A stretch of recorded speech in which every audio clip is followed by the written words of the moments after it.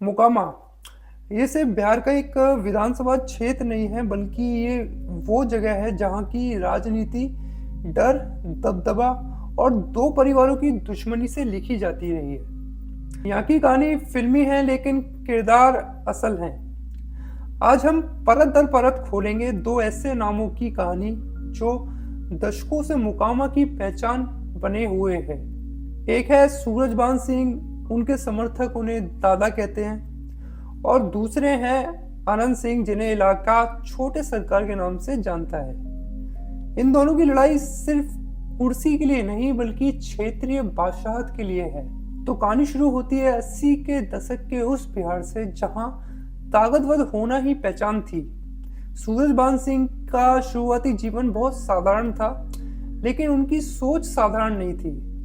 उन्होंने बहुत कम समय में ही इलाके के दमदार लोगों के समूह अपनी जगह बना ली।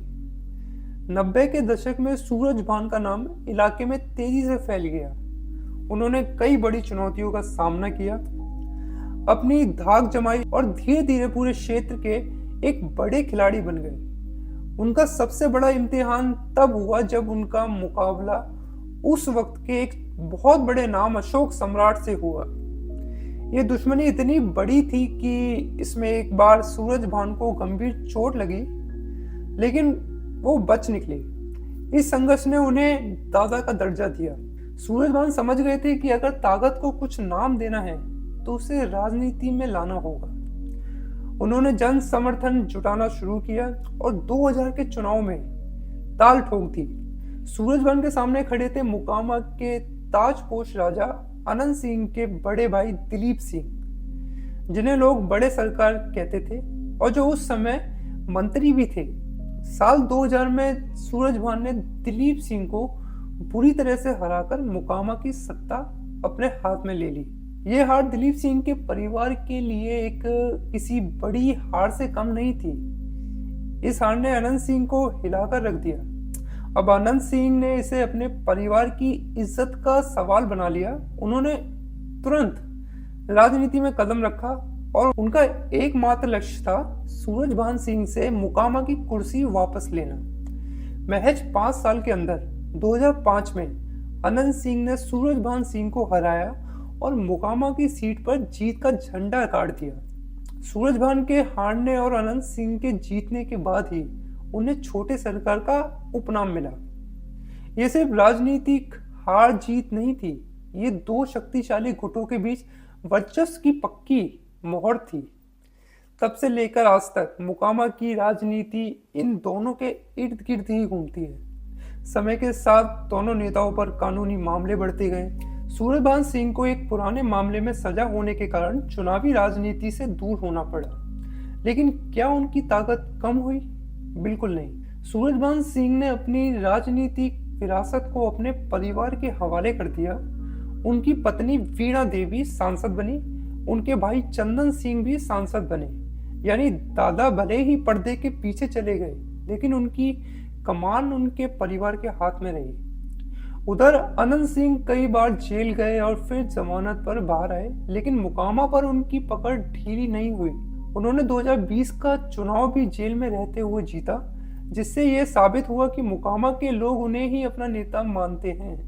राजनीतिक गठबंधन बदलते रहे, कभी कोई जेडीयू के साथ तो कोई आरजेडी के साथ, लेकिन इन दोनों परिवारों के बीच की आपसी लड़ाई कभी खत्म नहीं हुई।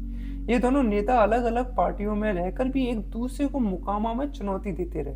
अब कहानी में वो ट्विस्ट आता है जिसने इस पूरी दुश्मनी को फिर से सुर्खियों में ला दिया।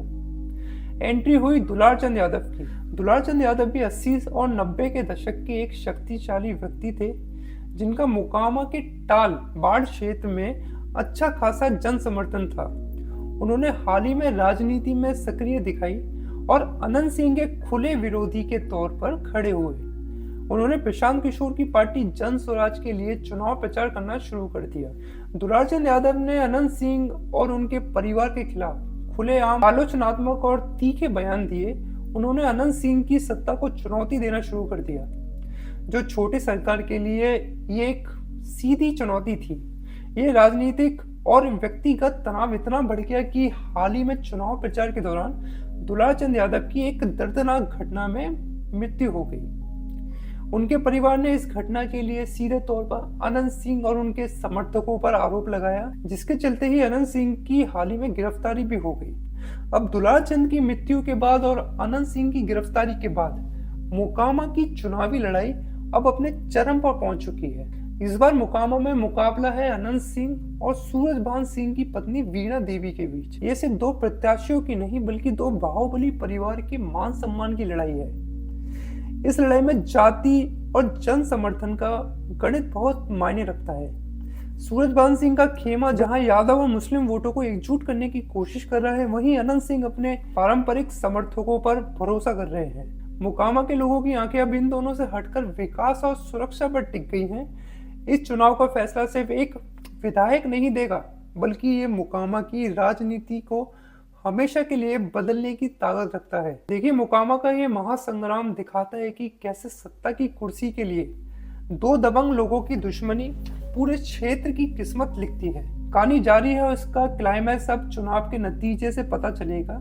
तब तक के लिए वीडियो को लाइक जरूर करें और शेयर करें ताकि मोकामा की ये कहानी और लोगों को भी पता चले, और सब्सक्राइब करना ना भूलें ताकि मैं ऐसी वीडियो अगर आपके सामने लेके आऊँ तो आपको नोटिफिकेशन बहुत पहले आ जाए। मैं मिलूंगा आपसे अगली वीडियो में, तब तक देखते रहिए द ताज़ा खबर। नमस्कार।